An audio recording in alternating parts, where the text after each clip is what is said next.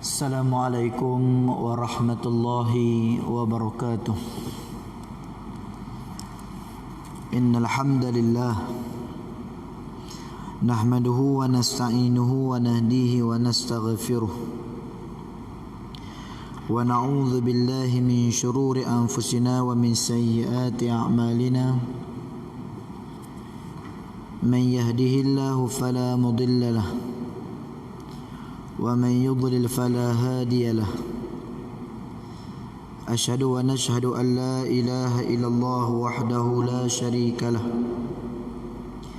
وأشهد أن سيدنا محمدا عبده ورسوله ونصلي ونسلم على حبيبنا وشفيعنا وقدوتنا محمد صلى الله عليه وسلم وعلى آله وأصحابه ومن تبعهم بإحسان إلى يوم الدين. أما بعد. قال رب اشرح لي صدري ويسر لي أمري واحلل عقدة من لساني يفقه قولي. اللهم أرنا الحق حقا وارزقنا اتباعه وأرنا الباطل باطلا وارزقنا اجتنابه. يا أيها الحاضرون اتقوا الله أوصيكم وإياي بتقوى الله فقد فاز المتقون.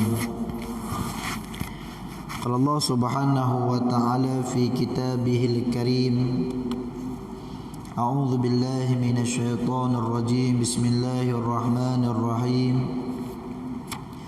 Iqra bismi rabbikal ladzi khalaq. Bacalah wahai Muhammad dengan nama Tuhan yang menciptakan sekalian makhluk. Suratul Alaq ayat yang pertama. Wa qala an-nabiy sallallahu alaihi wasallam: Man yuridillahu bihi khaira yufaqihu fid din. Barang siapa yang dikehendaki Allah kebaikan padanya, maka Allah akan memberikan kefahaman tentang agamanya. Hadis sahih. Sadaqallahul azim wa sadaqan nabiyul karim. Dikasihi lagi dihormati yang berbahagia pengurusi, imam, seluruh ahli jawatan kuasa, muslimin muslimat, hadirin dan hadirat yang dirahmati Allah. Kita menyambung diskusi asbabun nuzul Imam Sayuti rahimallahu taala. Masih lagi membicarakan suratul An'am, surah yang ke-6 pada ayat 94. InsyaAllah dengan kesempatan yang diberikan pada malam ini, kita berusaha untuk mengkhatamkan ataupun menghabiskan diskusi asbabun nuzul dalam suratul An'am. InsyaAllah kita akan menyambung pada si pengajian yang akan datang, surah yang baru, suratul A'raf, tempat yang tertinggi. Qala Allah Subhanahu wa ta'ala: A'udzu billahi minasyaitonir rajim. Wa laqad ji'tumuna furada kama khalaqnakum awwala marratin wa taraktum ma khawwalnakum wara'a zuhurikum. وما نرى معكم شفعاءكم الذين زعمتم أنهم فيكم شركاء لقد تقطع بينكم وضل عنكم ما كنتم تزعمون. Dan kamu benar-benar datang sendiri-sendiri kepada kami, sebagaimana kami ciptakan kamu pada mulanya, dan apa yang telah kami kurniakan kepadamu kamu tinggalkan di belakangmu, yakni dunia, kami tidak melihat pemberi syafaat pertolongan besertamu yang kamu anggap bahawa mereka itu sekutu-sekutu bagi Allah. Sesungguhnya telah terputuslah semua pertalian di antara kamu dan telah lenyap dari apa yang kamu dahulu sangkakan sebagai sekutu Allah Subhanahu wa ta'ala. Sebab turunnya ayat, Ibnu Jarir dan lainnya meriwayatkan dari Ikrimah. Dia menuturkan An-Nadir bin Al-Haris berkata, Lata dan Uzza pasti akan memberikan syafaat kepadaku. Kemudian turunlah ayat yang kita diskusikan pada malam ini.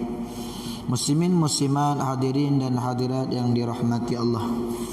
Ayat yang kita diskusikan pada malam ini adalah perkara yang berkaitan dengan ketetapan kebenaran wahyu Allah Subhanahu wa ta'ala serta akibat terhadap perbuatan pendustaan kepada Allah Subhanahu wa ta'ala. Dan pada ayat yang seterusnya, larangan daripada Allah Subhanahu wa ta'ala untuk memaki hamun berhala. Daripada kedua-dua ayat ini 94 dan juga 108, di sana ada dua perkara yang diajar oleh Allah Subhanahu wa ta'ala kepada kita. Yang pertama adalah penyucian takdis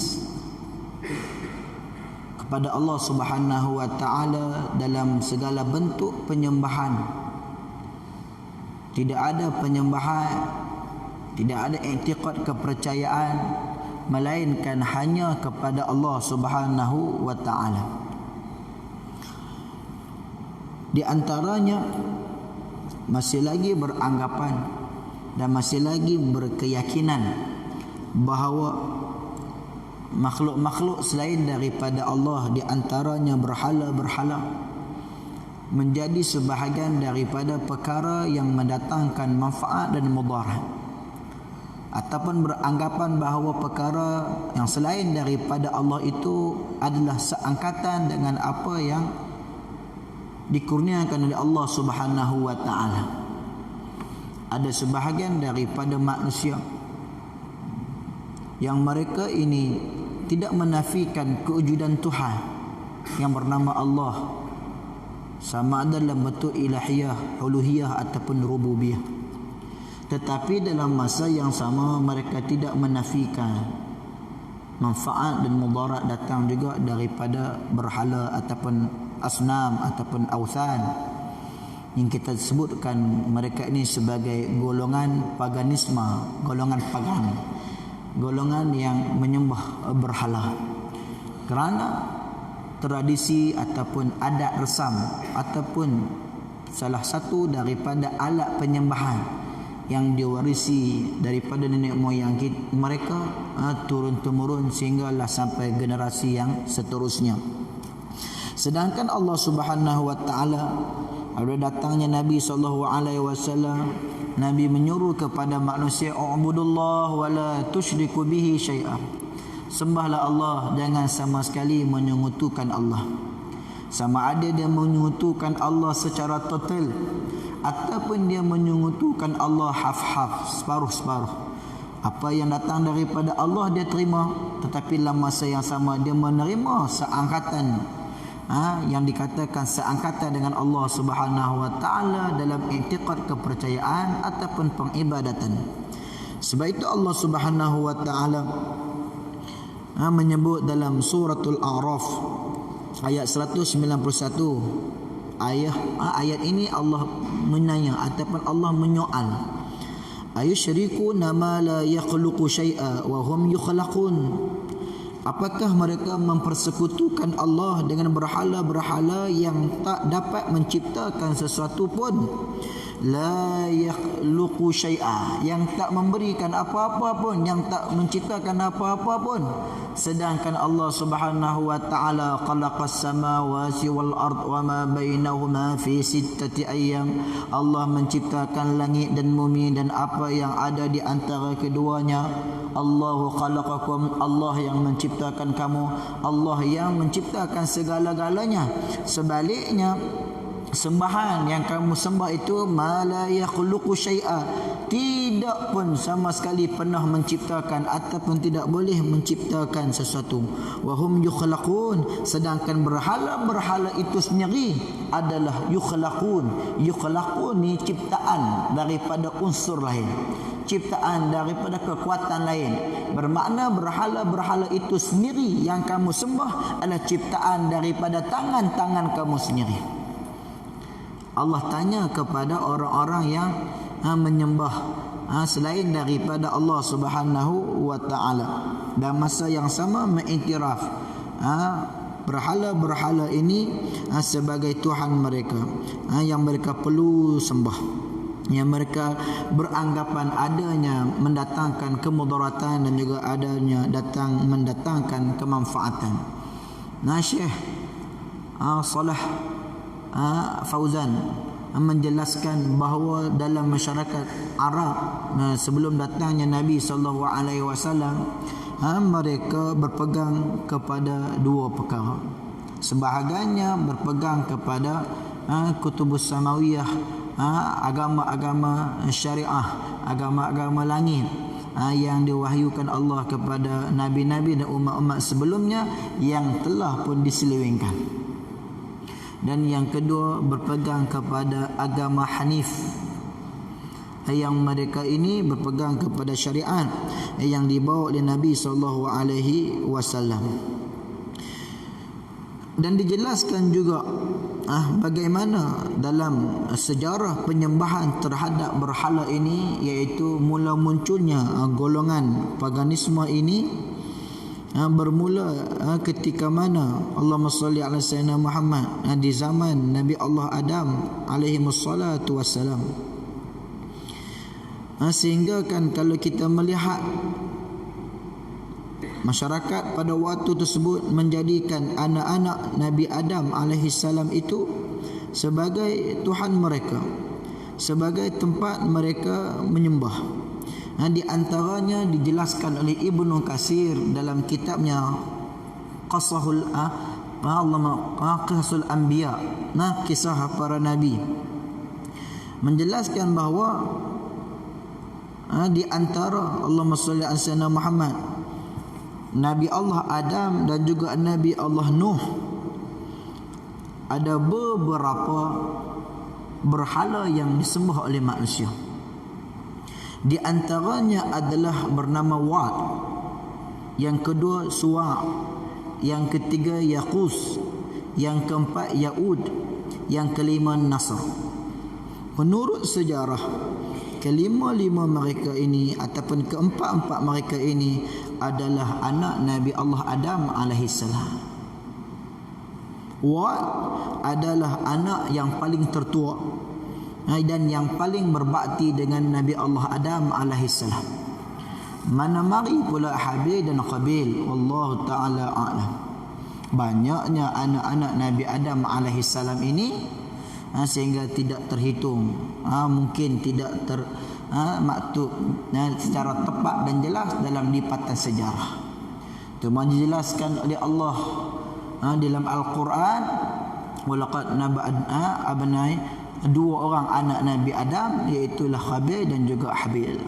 Qabil dan juga Habil itu pun ulama tidak meletakkan nama, bahkan sebahagian daripada ulama-ulama tafsir maksudnya sahaja yang meletakkan nama yang disebut dengan nama Habil ataupun dengan nama Qabil.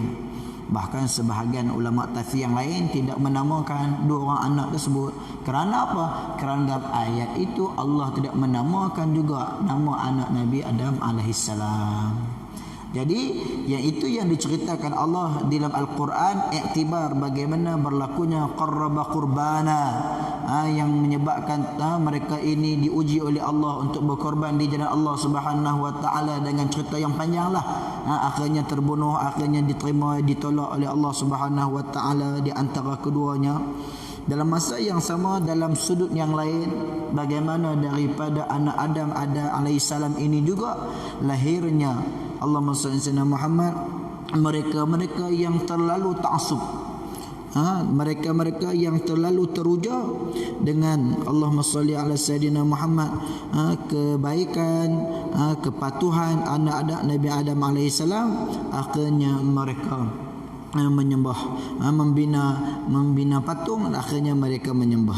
Itu secara umum bermulanya penyembahan kepada berhala dalam masyarakat dunia, bermula daripada zaman Nabi Adam sehinggalah pada hari ini. Permulaan penyembahan berhala dalam masyarakat Arab ataupun di Jaziratul Arab dijelaskan oleh beberapa cendekiawan sejarah Islam, di antaranya Syekh Ramadan Buti rahimallahu taala dalam kitabnya Fiqhus Sirah. Di antara orang yang pertama yang mula membawa masuk ajaran keberhalaan ini adalah Amr bin Luhai. Dia seorang pemimpin daripada suku kaum Khuza'ah. Bermula daripada situlah tuan-tuan dan puan-puan yang dirahmati Allah, maka Allahumma salli ala Sayyidina Muhammad, dia berkembang sehinggalah sampainya kenabian Nabi SAW, sehinggalah sampainya di kota Makkah Al-Mukarramah, sehingga ada terdapat 360 berhala di sekitar Kaabah ketika mana Nabi SAW membuka Fathul Makkah. Di antara berhala yang masyhur yang disembah oleh penduduk-penduduk Arab pada waktu tersebut, di antaranya yang disebutkan dalam sebab turunnya ayat ini, iaitulah Lata. Mari mana berhala yang bernama Lata ni tuan-tuan? Lata ini adalah satu berhala yang berupa batu yang dipahat, yang dibangun sebuah rumah di atasnya. Zaman dahulu diceritakan Lata ini adalah seorang lelaki yang soleh, yang kuat ibadah dia, yang baik budi pekerti dia. Di antara kebaikan Lata ini, ketika mana sampainya musim haji, dia menggendong roti yang diperbuat daripada tepung, pergi di sekitar Kaabah, dan sewaktu dengannya memberi makan kepada hujaj, jemaah-jemaah haji pada waktu tersebut. Kiranya haji zaman jahiliyah, haji sebelum datangnya Nabi SAW. Dia duk bagi yang tu pada masyarakat, khidmat dia pada jemaah-jemaah haji yang buat haji pada waktu tersebut. Ditakdirkan oleh Allah Subhanahu Wa Taala dia meninggal dunia. Pemergian dia, kematian dia, kewafatan Lata ini sangat dirasai, bahkan ditangisi oleh penduduk Mekah pada waktu tersebut, sehingga kan mereka nak mengabadikan kebaktian dan juga kebaikan Lata ini dengan mereka membina sebuah rumah di atas pemakaman dia. Daripada situlah tuan-tuan bermulalah siri-siri ketaasuban yang melampau sehingga menghilangkan kewarisan, akhirnya menjadikan tempat tersebut adalah tempat berhala penyembahan, mengambil sempena dengan nama Lata tersebut. Maka kalau benar apa yang diceritakan, Lata ini tidak bersalah sama sekali. Bahkan sekiranya kalau dia itu beragama Hanafiyah diniyah, agama yang suci yang dibawa oleh Nabi Allah Ibrahim, tetapi orang yang sesudahnya yang menyeleweng, yang membuat bid'ah, yang membuat perkara-perkara baru, maka mereka itulah yang akan dipersoalkan. Dia tidak sama sekali. Sebab itulah tuan-tuan, ulama sangat menitik beratkan soal perkara-perkara yang disebut pembinaan, pemujaan kepada tanah-tanah perkuburan ini. Kadang-kalanya sebahagian daripada masyarakat kita terlalu memuja-muja, terlalu ta'asub, sehingga menghabiskan beribu-ribu ringgit, boleh membuat ritual ratapan, petapaan di wali-wali yang dikata di tanah-tanah perkuburan yang dikatakan wali-wali Allah Subhanahu Wa Taala, habib-habib, kak-kak, pak-kak dan sebagainya. Maka ulama memberikan penjelasan, penekanan berjaga-jaga, berhati-hati, inzar, peringatan diberikan supaya tidak mengulangi sejarah umat-umat yang terdahulu daripada sekadar nak mengenang budi, nak memberikan pengiktirafan kepada kebaikan seseorang yang telah mati, akhirnya dijadikan sebagai Tuhan yang perlu disembah, dijadikan sebagai berhala yang perlu disembah. Ini Allahumma salli ala sayyidina Muhammad, Lata yang selepas daripada itu di sekitar tanah perkuburannya dibina rumah-rumah sembahan yang disebutkan berhala ini menjadi sembahan utama bagi kaum Thaqif di Taif. Penduduk Taif menjadikan Lata ini di antara sembahan yang utama di kalangan mereka, dan yang menjaga Lata ini ataupun tempat sembahan ini ataupun berhala ini daripada kalangan Bani Mu'attab. Bani Mu'attab ini dipertanggungjawabkan untuk menjaga dan memelihara Lata ini. Begitu juga Uzza, dijelaskan Uzza yang dijadikan sebagai tempat berhala ataupun tempat sembahan. Dahulunya Allahumma salli ala sayyidina Muhammad, yang berhala ini adalah Allahumma salli ala sayyidina Muhammad menjadi sembahan kepada suku kaum Quraisy, Sulaim dan Qatfan, juga Jus'am, serta beberapa suku kaum Arab di sekitar mereka, iaitu berhala pohon samurah dari Salam yang terletak di lembah Naklah yang terletak di antara Mekah dan Taif. Dia sebatang pokok. Akhirnya daripada sebatang pokok tersebut diberikan kedudukan, akhirnya dijadikan dia sebagai sembahan. Yang Lata tadi asalnya orang yang saleh, Uzza asalnya adalah pohon, tapi akhirnya bertukar menjadi sembahan. Maka berkata An-Nadhir bin Al-Haris bahawa Uzza dan Lata ini bahkan bukan sekadar Uzza dan Lata, banyak lagi, bahkan lebih daripada 100 berhala-berhala musyrikin Quraisy, orang-orang Quraisy yang menyembah. Tetapi yang masyhur yang diceritakan Allah dalam Al-Quran dan juga hadis Nabi SAW ada 3. Yang pertama Lata, yang kedua Uzza, yang ketiga Manat. Yang disebut dalam hadis ini, dalam asbabun nuzul ini, 2 ya, Lata, Uzza. Yang tidak disebut Manat. Manat ini adalah berhala yang berupa batu besar yang terletak di Gunung Qudayd di antara Mekah dan juga Madinah. Berhala ini menjadi milik suku kaum Khuza'ah, Aus dan Khazraj sebelum mereka memeluk Islam dan menjadi golongan Ansar.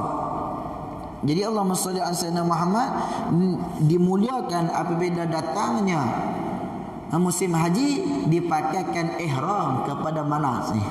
Ini di antara berhala-berhala yang masyhur, yang terkemuka, yang besar dalam masyarakat Arab Quraisy. Jadi dia mengatakan bahawa Lata dan Uzza pasti akan memberikan manfaat kepada aku. Lalu Allah Subhanahu wa taala menurunkan ayat ini selain daripada ayat yang saya bacakan tadi, iaitu dalam suratul A'raf ayat 191. Ayat ini juga Allah Subhanahu wa taala menanyakan kepada manusia, menjelaskan kepada manusia bagaimana makhluk yang sembahan itu Allah SWT dapat memberikan manfaat kebaikan kepada kamu. Tengok bagaimana Allah menggunakan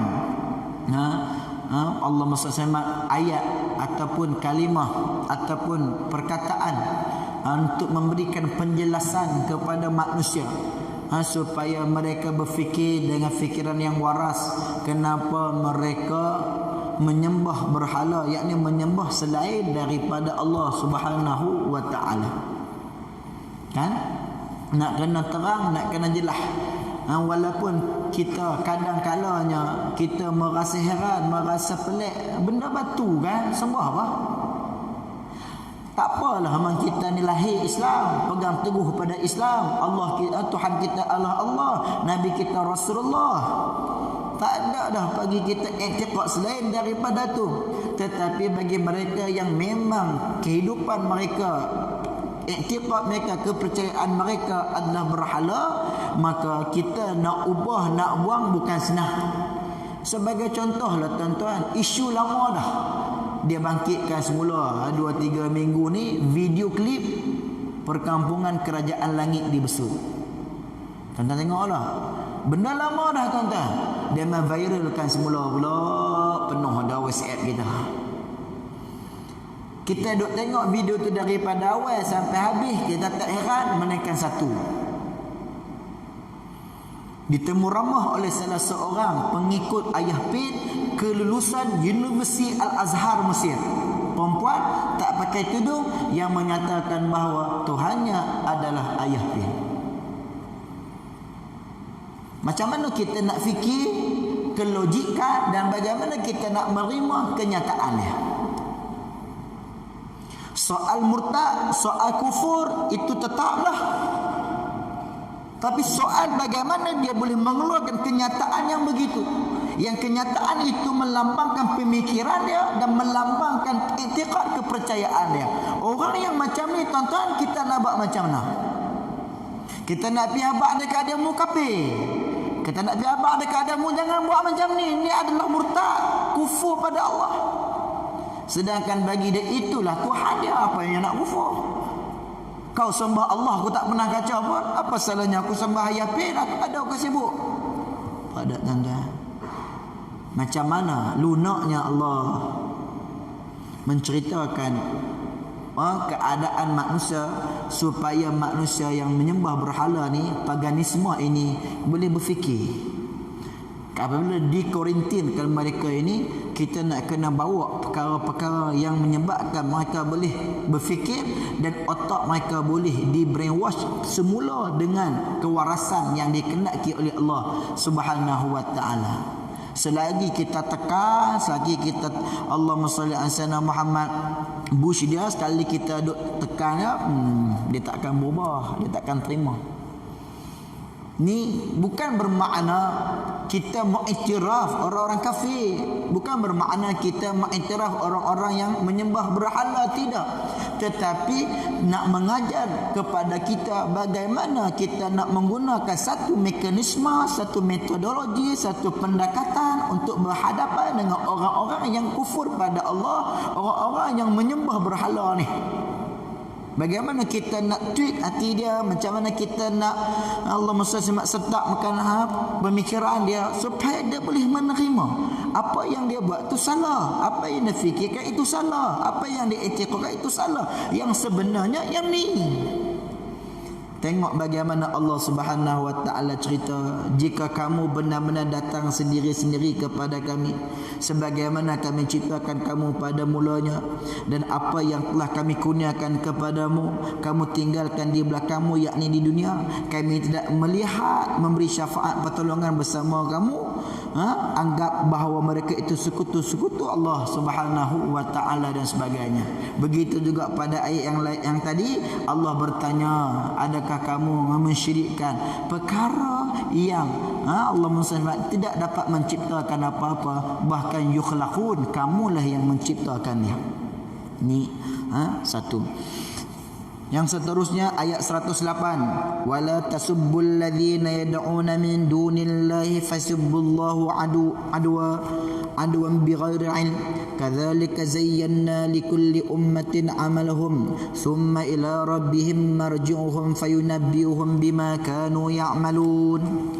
Ayat yang tadi menceritakan bagaimana Allah Subhanahu wa taala nak menjelaskan akan ketauhidan kepada Allah Subhanahu wa taala serta menafikan apa yang disembah selain daripada Allah Subhanahu wa taala dengan kaedah-kaedah, dengan bahasa-bahasa yang disebutkan oleh Allah Subhanahu wa taala.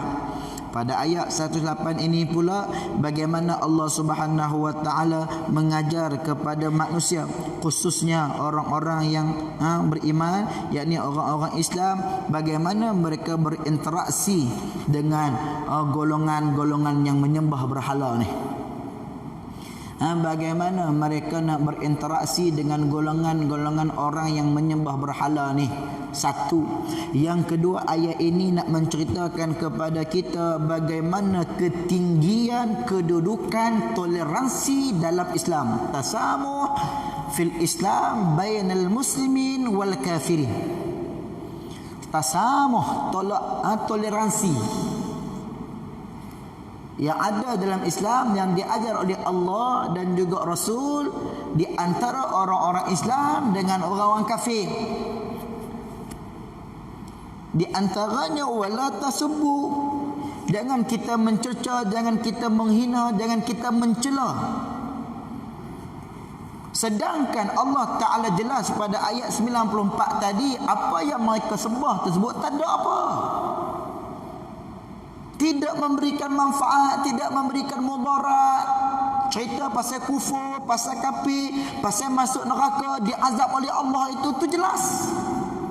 Mari pula pada ayat ini bagaimana pula Allah meletakkan kepada kita kaedah komunikasi, interaksi, muamalah bainan nas, immal muslimin wa immal kafir. Hubungan di antara orang Islam dan juga dengan orang kafir. Apapun status kekafiran mereka, sama ada kekafiran dari sudut berhala yang bersifat fizikal ataupun berhala yang bersifat doktrin, izm pemikiran. Sekarang ni tuan-tuan, umat di akhir zaman menghadapi dua berhala yang besar. Yang pertama, berhala yang disebut daripada zaman Nabi Adam sehinggalah kiamat, iaitu berhala yang bersifat fizikal, daripada patung, daripada tumbuh-tumbuhan, daripada batu-batan dan sebagainya. Yang kedua adalah berhala yang bersifat doktrin, izm ataupun fiqrah ghairi Islam, benda yang bukan selain daripada Islam, sekular, liberal, plural, capital dan sebagainya, yang menjadi i'tiqad, yang menjadi kepercayaan, yang menjadi pegangan pada sebahagian besar orang Islam dan juga bukan Islam. Kita tidak jumpa mereka menyembah berhala, pergi ke kuil, pergi ke gereja, pergi ke Allahumma salli ala Muhammad biara, pergi ke Allahumma salli ala Muhammad tempat-tempat ibadah orang bukan Islam. Tetapi pemikiran mereka, benda yang ada dalam pemikiran mereka itulah berhala yang mereka sembah. Jadi kata Dr. Fathiyakan dalam kitab karangannya, berhala yang sedemikian inilah yang paling besar dan paling payah sekali untuk kita nak bersama dan nak berhadapan dengan mereka. Sebab di kalangan mereka ni tuan-tuan sangat cendekiawan, sangat education, sangat Allah masih profesional. Walaupun mereka tidak menyembah berhala, patung, lembu, pokok dan sebagainya, tetapi bagaimana pemikiran mereka menghalang daripada mereka menerima kebenaran yang datang daripada Tuhan, kebenaran yang datang daripada Nabi dan apa yang termaktub di dalam Al-Quran.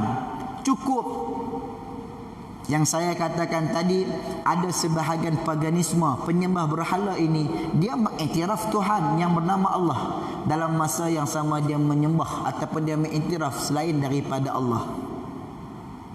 Golongan ini di zaman moden tuan-tuan namanya pluralisme, menyamaratakan agama, menyamaratakan setiap apa yang ada dalam setiap agama.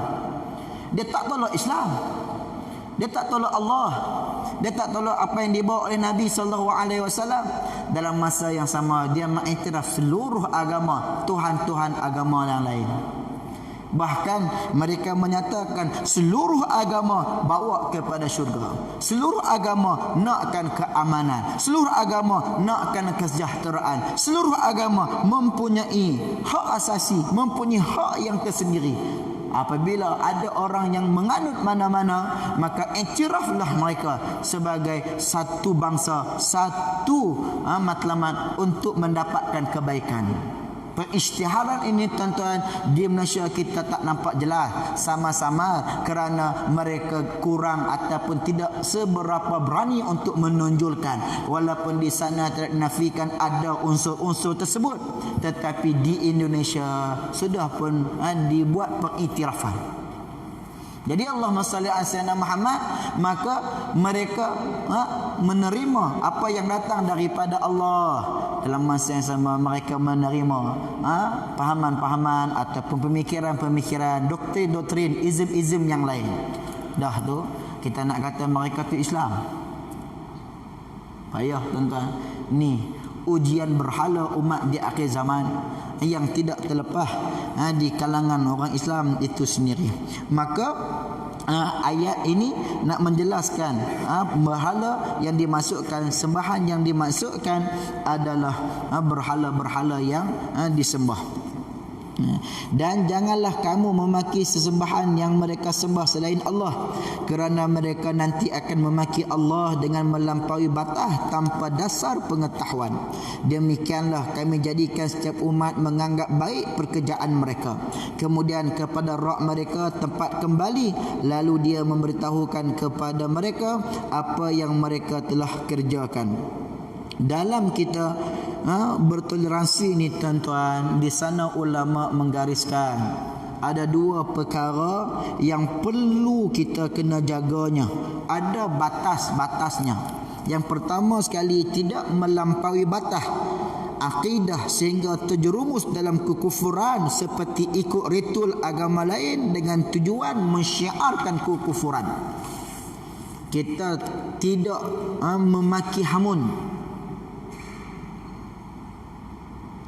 sembahan-sembahan mereka, sehingga kan kita pergi ke tempat-tempat sembahan mereka, kita duduk di hadapan sembahan-sembahan mereka, tanda hormat kononnya, tanda toleran kononnya, tanda nak meraihkan kononnya, dipakaikan pula dengan serban, bubuh pula, tak cukup dengan tu benari pula.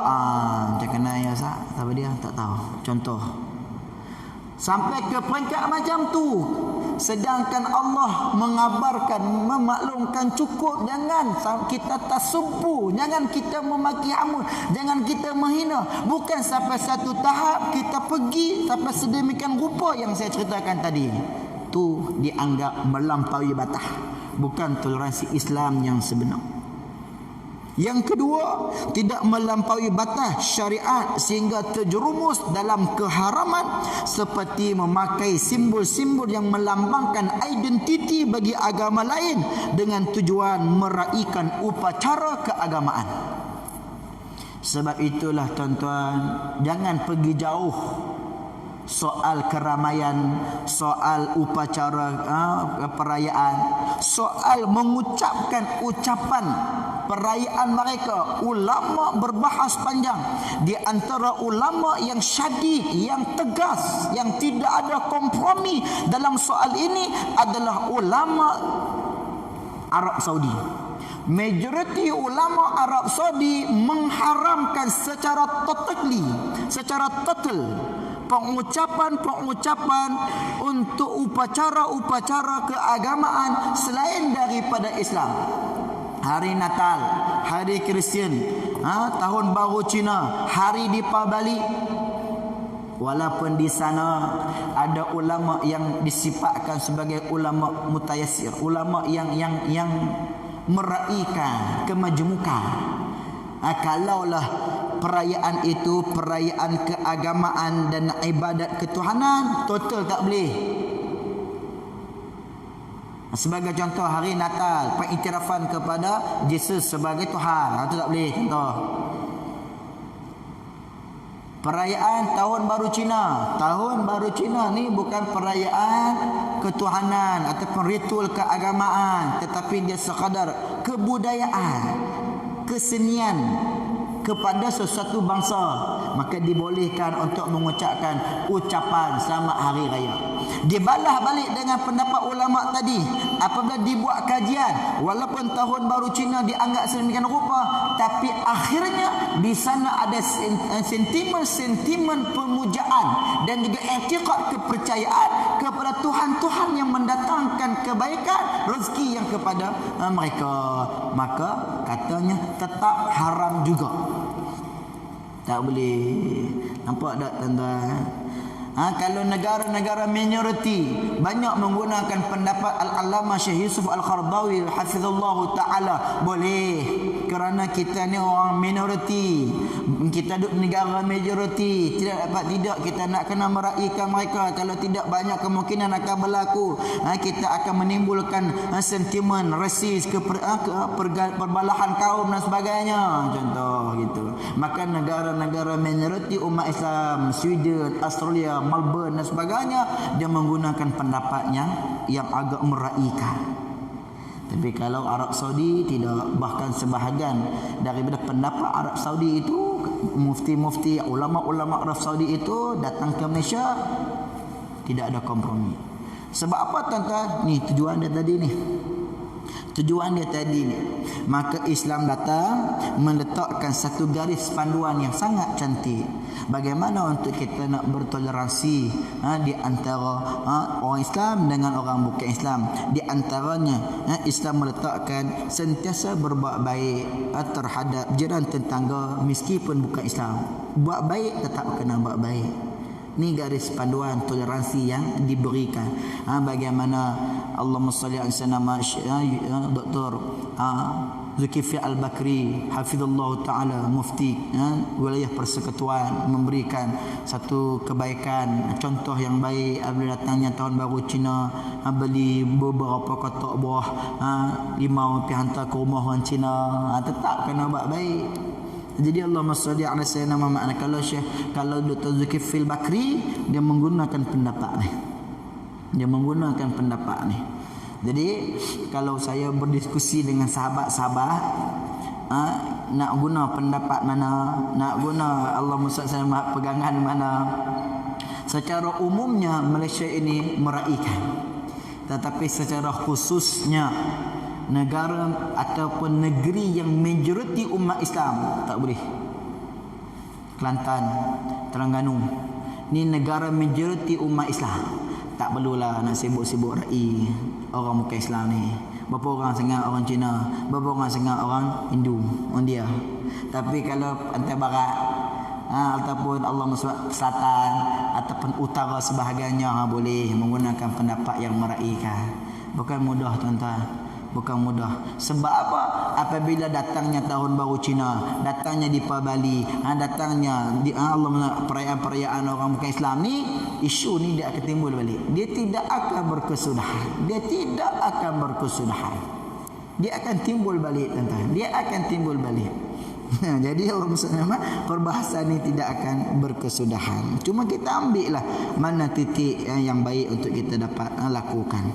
Yang kedua, bermuamalah yang baik dan tidak boleh zalim terhadap keluarga, kerabat meskipun bukan Islam, asalkan tidak melanggar batas iman dan juga haram. Islam melarang keras membunuh orang bukan Islam kecuali mereka memerangi orang Islam itu sendiri. Yang keempat, berlaku adil dalam menjatuhkan hukum dan memberikan keadilan hatta terhadap orang bukan Islam sekalipun. Begitu jugalah beberapa lagi perkara yang digaris panduankan ataupun yang digaris bawahi oleh ulama-ulama kita dalam kita berinteraksi dengan sesama bukan Islam.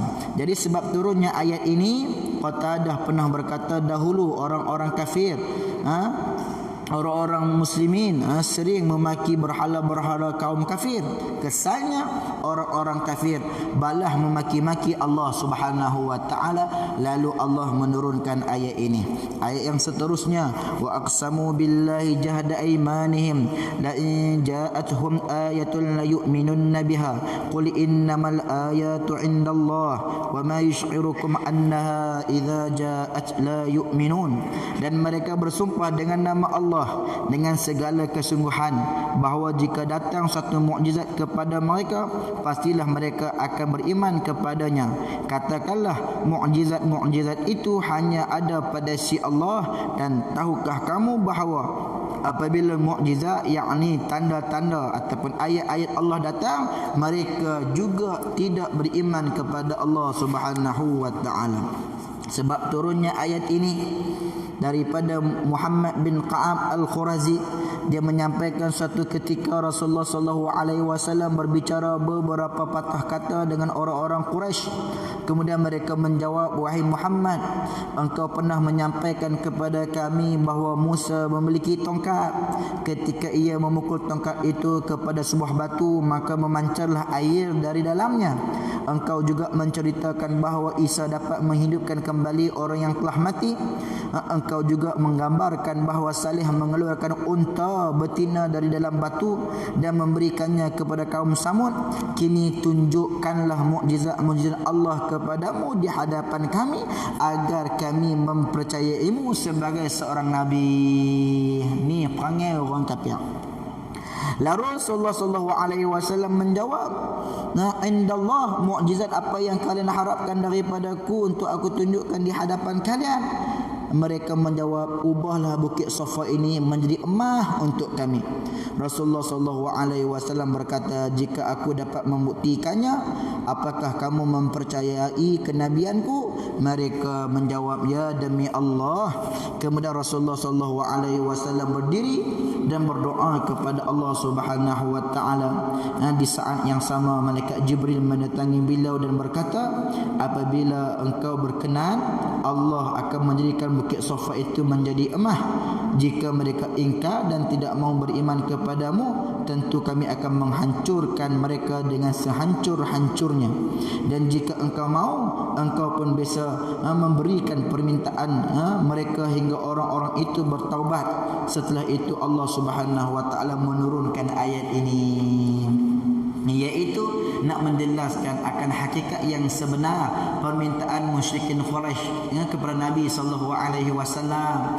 Bukan nak sangat pun masuk Islam, tapi apabila Allah bagi mukjizat para nabi, bukit Safa ni berubah jadi emas, mereka tetap tak beriman pada Allah. Emas tu mereka dapat. Dia ingat cerdik kot. Dia tak cerdik mana? Allah Ta'ala lagi cerdik.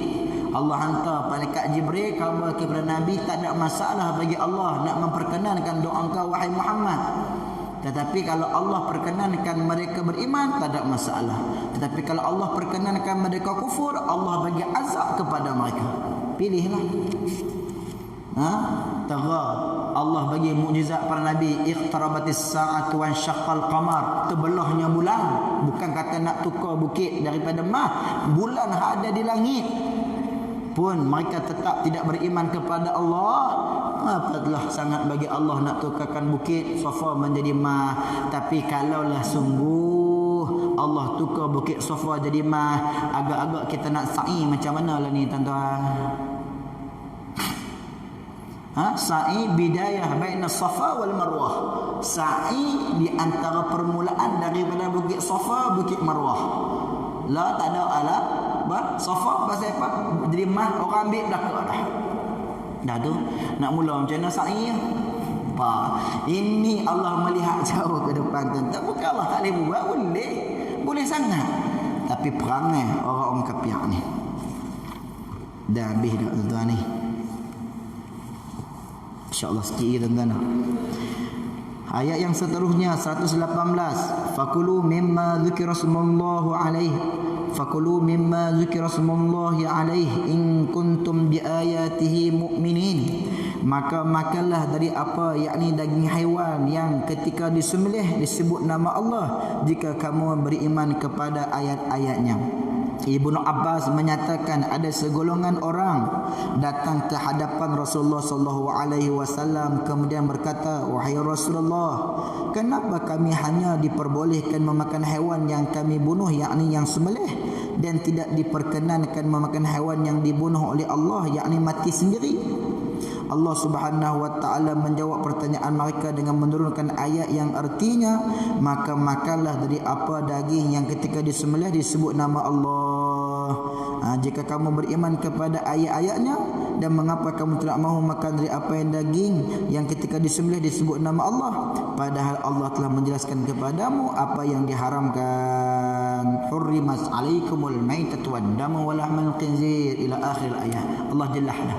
Jadinya Allahumma shalli ala Muhammad, sama ada kamu sembelih ataupun disembelih dengan nama Allah Subhanahu wa taala mati dalam keadaan mengikut sembelihan syarak, maka dibolehkan, tidak ada masalah. Ayat 122, awaman kana maitan fa ahyaynahu wa ja'alna lahu nuran yamshi bihi fin nasi kaman mathaluhu fiz zulumati laysa bikharijin minha kadzalika zuyyina lil kafirin ma kanu ya'malun. Dan apakah orang yang sudah mati lalu kami hidupkan dan kami beri dia cahaya yang membuatnya dapat berjalan di tengah-tengah orang yang banyak, sama dengan orang yang berada dalam kegelapan sehingga dia tidak dapat keluar dari sana. Demikianlah dijadikan terasa indah bagi orang kafir terhadap apa yang mereka kerjakan. Sebab turunnya ayat sehubungan dengan ayat itu, Ibnu Abbas menyatakan ayat itu turun berkenaan dengan Umar dan juga Abu Jahal yang Allah Subhanahu wa taala akhirnya memberikan hidayah kepada salah seorang daripada keduanya kalau Allah Subhanahu wa taala mengkendakinya. Tetapi kalau Allah tidak mengkendakinya, selamanya lah dia berada dalam kegelapan, laisa bi kharijin minha, yang dia berada selamanya dalam kegelapan tersebut. Dan dalam masa yang sama Allah Subhanahu wa taala menunjukkan kekuasaan Allah, memberikan hidayah kepada siapa yang dia kehendaki, kepada sesama manusia. Pilihan Allah Subhanahu wa taala. Ayat yang terakhir 141, firman Allah, wa huwal ladzi ansha'a jannatin ma'rushatin wa ghayra ma'rushatin wan nakhla waz zar'a mukhtalifan ukuluhu waz zaituna والزيتون والرمان متشابها وغير متشابه كلوا من ثمره إذا أثمر وآتوا حقه يوم حصاده ولا تسرفوا إنه لا يحب المسرفين. Dan dialah yang menjadikan tanam-tanaman yang lebat, yang tidak lebat, pohon kurma, tanaman yang beraneka ragam rasanya, zaitun dan delima yang berupa bentuk dan warnanya dan tidak serupa rasanya. Makanlah buahnya apabila ia berbuah dan berilah hak, yakni zakat, pada waktu yang memetik hasilnya. Tapi janganlah berlebih-lebihan, sesungguhnya Allah tidak menyukai orang yang berlebih-lebihan. Kalau tuan-tuan ada buku sendiri, tuan-tuan tanda pada ayat idza asmara wa atu haqqahu yawma hasadih. Ini digunakan oleh ulama fuqaha dalil pensyariatan zakat tanam-tanaman ataupun tumbuh-tumbuhan ataupun zakat buah-buahan. Apabila sudah pun berhasil, telah pun berbuah, haqqahu, tunaikan haknya, yakni mengeluarkan zakat yawma hasadih, apabila telah sampai waktu menuainya. Begitu juga ulama menjelaskan yaumul hisad, salah satu nama bagi hari kiamat adalah yaumul hisad, hari menuai. Menuai apa tuan-tuan? Sabah Sarawak kan? Hari menuai hasil yang kita telah lakukan, segala amalan kita dalam kehidupan kita di dunia Allah Subhanahu wa taala.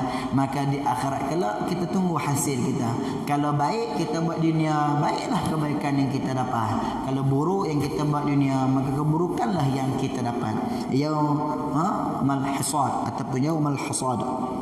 Sebab turunnya ayat, Ibnu Aliyah berkata, dahulu kaum muslimin mengeluarkan sebahagian hasil tanaman mereka dalam bentuk selain zakat, kemudian mereka gunakan sisa hasil tuaian mereka yang ada untuk berfoya-foya, maka Allah Subhanahu wa taala menurunkan ayat tersebut kepada mereka. Biasalah tuan-tuan, apabila Allahumma salli ada hasil yang banyak, yang mana mereka ambil untuk jual, maka jual. Ada yang mereka ambil simpan untuk buat benih yang akan datang, macam orang mendang lah, ada beberapa long mendang, ada dapat padi 10 kampit tak tepi nak buat benih semula dan sebagainya. Orang dulu pun sama juga. Dan yang ketiga, apabila ada lebihan tersebut, dia bersukaria, dia buat pesta minum arak dan sebagainya. Kita duk tengok cerita maharaja-maharaja Eropah, maharaja-maharaja barat ataupun maharaja-maharaja Cina hak duk makan buah anggur gitu. Gitu tu orang zaman dahulu bermewah-mewah, bahkan mereka buat pesta baling buah dan sebagainya. Kan ada di negara barat, di negara mana tak tahu, pesta buah tomato, buah banyak-banyak di tojo ramai-ramai dalam tu. Allah Akbar, bagi kita cepat kaya dah tomato mahal biji RM1, RM2 apa ni. Dah, depa nak buah dalam bekas besar tu, duduk di atas tempat tinggi tu, terjun ramai-ramai, terjun mandi dalam lautan buah tomato. Itu musyrifun, melampaui batas. Ni di antara dia ni. Adat tradisi itu ataupun perangai itu ada sehingga pada hari ini yang melampaui batas. Ada juga sebahagian negara, tak ingat negara mana juga, kita tengok mereka ni kaya dengan buah-buahan tembikai, timun Cina.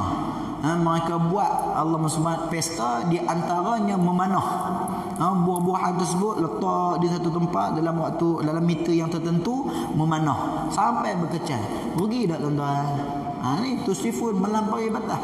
Benda tersebut boleh jual, boleh makan dan sebagainya, tapi ialah manusia, benda dah banyak, tak tahu nak buat apa dah, dia buat gitu. Baik, ni yang Allah Ta'ala tak mau. Baik, diriwayatkan juga oleh Ibnu Jurayj, ayat tersebut turun berkenaan dengan Sabit bin Qais bin Shimas. Ia menebang pohon kurma miliknya, lalu membahagi-bahagikan seluruh buahnya kepada orang-orang, hingga ia tidak memiliki sebutir buah pun untuk keperluannya. Jadi ayat ini turun juga, wala tusifun, kalau kita nak bagi tu pada-pada, ada juga keperluan untuk kita supaya kita nanti tak berminta-minta. Bermakna tuan-tuan, dalam menerima, dalam memberi ni, bagi ada Allahumma salli ala Muhammad qadarnya. Yang paling penting boleh manfaat pada orang, ada juga simpanan pada kita.